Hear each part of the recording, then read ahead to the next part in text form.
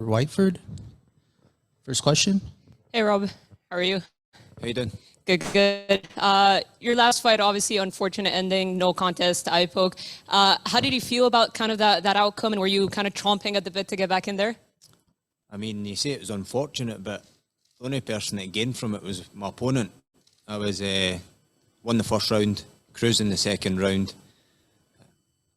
I mean, the referee said accidental eye poke. Once, twice is you could maybe let him. Once you let him off accidental. Second one, surely take a point. Third one, you've got to then have a serious word, whether it's a disqualification or another point. 6 times he poked me in the eye. 3 times the action had to get stopped for it. But all in all, when you watch fight back, it was 6 times. The only person that gained from it was Fisher because he was losing the fight. Then for the doctor to come in and ask if I could see, I clearly couldn't see. Then the ref comes over and tells me I'm taking a point for the eye poke. I'm taking another point for how severe it is. Basically try to entice me to fight, but I'm a round up at that point, 1 in the second. The guy's got 2 points taken off. It's like the referee's trying to entice me to fight when it doesn't change the fact that I can't see out my eye. More pissed off than anything, especially when it comes down to that. And then for it to go back to the Bellator Commission and for them to drag me along and say it's in their lawyer's hands and we'll try and sort it out because of the way the referee worded it, saying it was accidental. So it goes down as a no contest. So anybody that knows the fight game, you get your show money and you get your run money. So if it goes down as a no contest, that means I want to get my show money, which is terrible. Then for him to come back maybe 6 or 7 weeks later after lawyers get involved and say there's nothing they can do about it, it seems like it was just brushed under the carpet to let it go quiet. So pretty pissed off at the fact that I only get half a paycheck more than anything after the amount of effort and went into the bout. When you look at it, anything the fighter does is held responsible in there.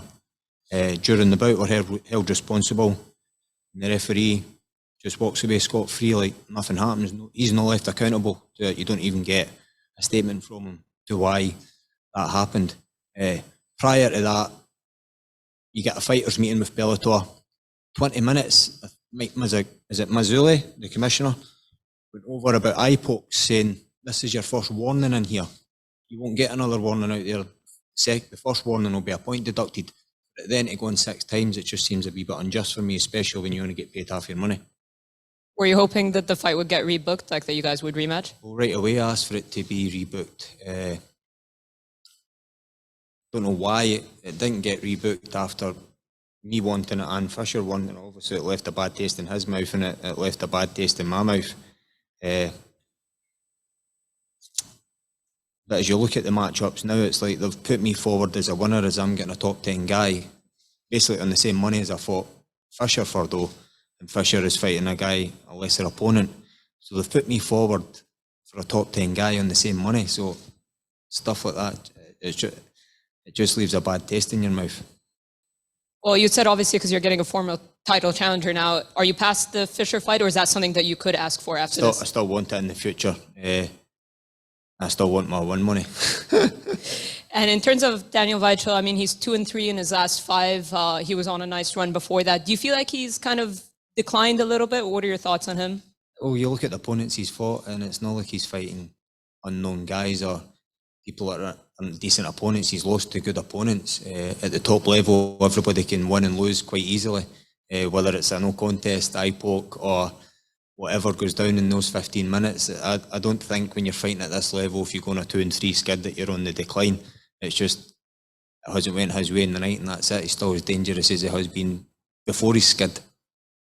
And one last one for me. Since parting ways with the UFC, you've been unbeaten. Would you kind of point to something that has changed, whether in preparation or just mentally or physically or anything like that?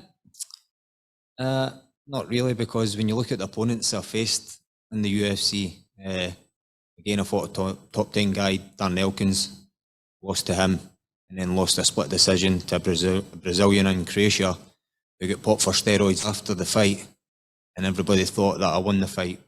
Scoring judges thought I won it. For one of the judges in Croatia to give a 30-27 to him, the scoring was way off. So it's not like I went on a run. I was always winning. It's just the opponents I faced, and I was unfortunate to come off the end of a bad decision loss, a split decision.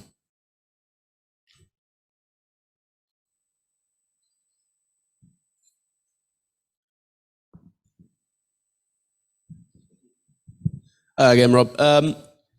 Just go back to your opponent. Obviously, a guy with a lot of fights, almost 60 pro fights. You're obviously a very experienced fighter yourself. Daniel's been fighting in Bellator since 2014. Do you think there is an experience difference, or do you think that the level of competition that you face sort of cancels that out a little bit? Well, I was just going to say that before you even finished your question. When you look at the opponents I've faced in my last 10 fights, and you look at the opponents he's fought over, what is it, 60 fights or 55 fights or whatever, I don't think you get much more experience than fighting at the top level and the top level guys. Obviously, it's more familiar to him. He's had 55 fights. I think it's a difference from, was it my 20 or 21?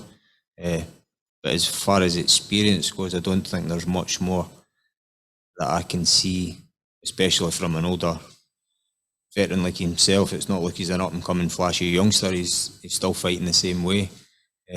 I don't think experience comes down to it, just who's going to be better on the night.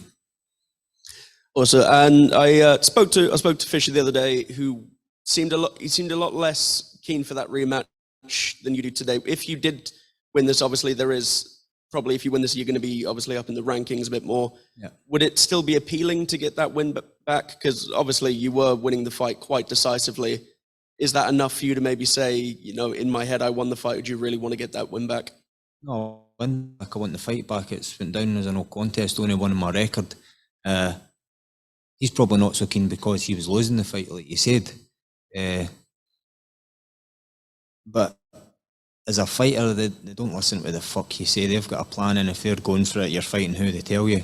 And I've never turned down a fight in my life, so if they come back after this fight and say, you're not fighting Andrew Fisher, you're fighting this guy, I'm just going to roll with it.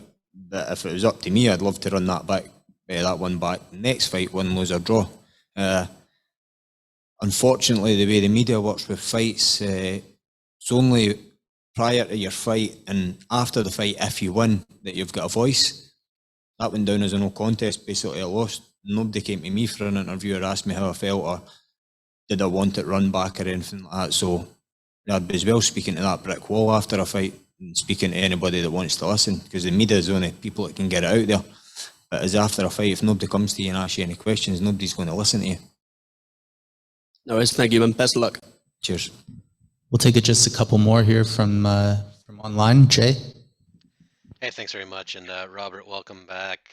Just a quick one for me. We've seen Yoel Romero last week put on a big performance. We've got Machida on the card this week. And I'm wondering, as you approach 40 yourself, I think you turned 39 last month, if you've given much thought to how much longer you want to do this, because we do see guys going longer in the sport now.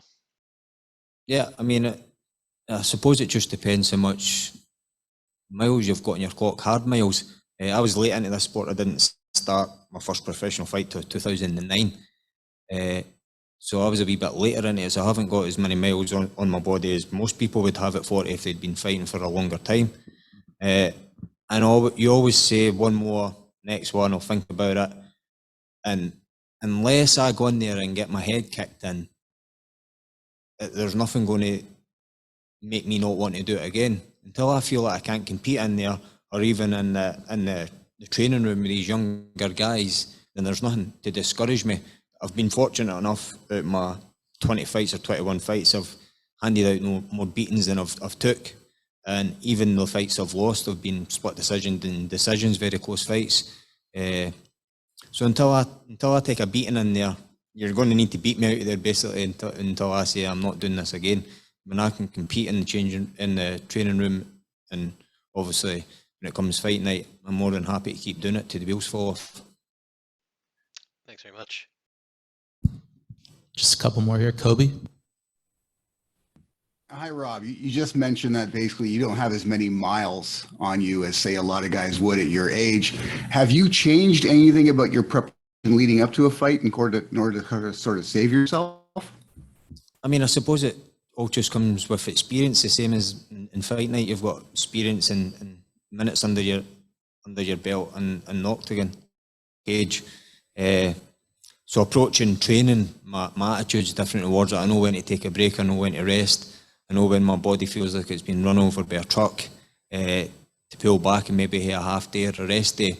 Whereas before, when you first get into the sport, you're eager, you're learning, and you just keep going back to the training room, where it's twice or three times a day, no matter how hard your session or how sore your body is, you just keep going back for more. But I suppose the older you get, the more you realise to listen to your body. And I've got all that experience under my belt. I'm not going in there and learning new stuff all the time. And when I am learning, it's technical sessions, so they're not as hard on the body. So it's just really listening to my body and know when to push and when not to push. All right. Good luck, buddy. Cheers. Ken? Hey, Robert K. Williams for Ken Chronicles Media. You know, getting poked in the eye is a very traumatic experience. How does that affect you going into the cage mentally? And also at 39 years old, do you feel like you have advantages over younger fighters because you're a seasoned fighter? I mean, obviously, the more experience you've got more advantages. Know when to push from the fight, know when to rest, know when to take your rest. Fight IQ, all that comes with experience.